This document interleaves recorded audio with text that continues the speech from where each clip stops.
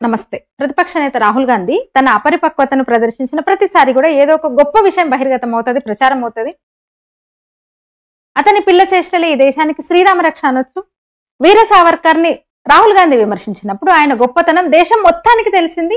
అంతకుముందు తెలియని కొందరు కూడా తెలిసిపోయింది ఆ మహనీయుడి గురించి, ఆయన గొప్పతనం గురించి, ఆయన చేసిన త్యాగం గురించి.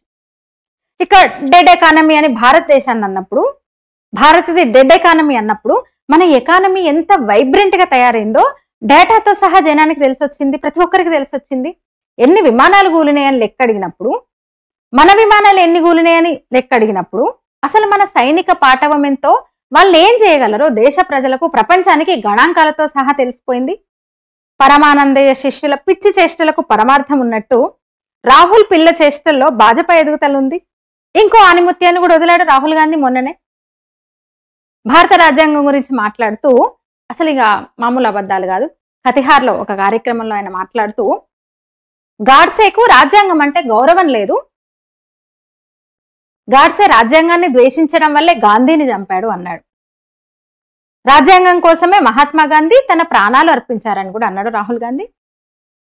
ఎరుపు కవరున్న రాజ్యాంగ కాపీని పట్టుకొని చేతిలో పట్టుకొని దాన్ని చూపిస్తూ డిస్ప్లే చేస్తూ రాహుల్ గాంధీ అన్న మాటలు అన్నమాట ఇవి. అసలు ఏమనాలో అర్థం కావట్లేదు. అసలు గాడ్సే గాంధీని చంపడానికి రాజ్యాంగంతో ఏం సంబంధం? అసలు గాంధీని ఎప్పుడు చంపాడు గాడ్సే? అసలు భారత రాజ్యాంగం ఉనికిలో లేదప్పుడు.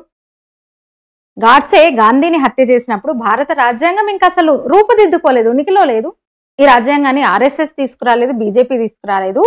ఈ రాజ్యాంగం కోసం ప్రాణాలు అర్పించిన వ్యక్తి గాంధీజీ. ఆయన హత్యకు గురయ్యారు. గాడ్సే గాంధీజీని చంపాడు. గాడ్సే రాజ్యాంగానికి వ్యతిరేకము.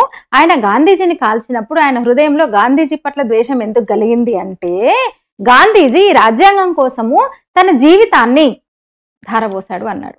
అసలు ఇంత ఏమనాలి? పిల్ల చేష్టలు అనాలా? ఇమ్మెచ్యూరిటీ అనాలా? అసలు అప్పుడు బీజేపీ కూడా లేదు. రాజ్యాంగ నిర్మాణం సమయంలో రాజ్యాంగం అమల్లోకి వచ్చే నాటికి బీజేపీ లేదు. రాజ్యాంగం ఉనికిలోకి రాకముందే గాంధీ హత్య జరిగింది, గాడ్సే హత్య చేశాడు. ఈయన అంటున్న మాటలు ఇవన్నమాట. అందుకే అన్నాను ఇందాక ఆ మాట. స్వతంత్రం వచ్చిన తర్వాత 1947లో మనకి ఇండిపెండెన్స్ వచ్చిన తర్వాత అంబేద్కర్ నేతృత్వంలో రాజ్యాంగ ముసాయిదా కమిటీని నియమించారు. దాదాపు 3 ఏళ్ల సమయం పట్టింది రాజ్యాంగం పూర్తి చేయడానికి. తర్వాత రాజ్యాంగ సభలో చర్చ అదంతా జరిగింది, అందరికీ తెలుసు.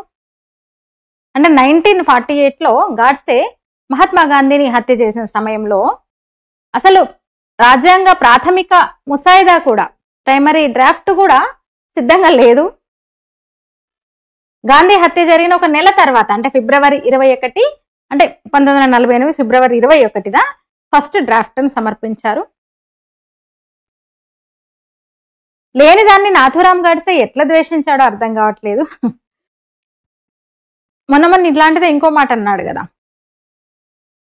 రైతు చట్టాల గురించి అరుణ్ జైట్లీ నన్ను ఇలా అన్నాడని. ఆయన చనిపోయిన తర్వాత ఈయనతో వచ్చి మాట్లాడిండంట. ఇట్లుంది మన ప్రతిపక్ష నాయకుడి కథలు. ఈయనను భారత ప్రధానిగా చూడాలనుకుంటున్నారు కొందరు. ఆలోచించండి మిత్రులారా. ఈ వీడియో మీద మీ అభిప్రాయం తెలియజేయండి. ధన్యవాదాలు.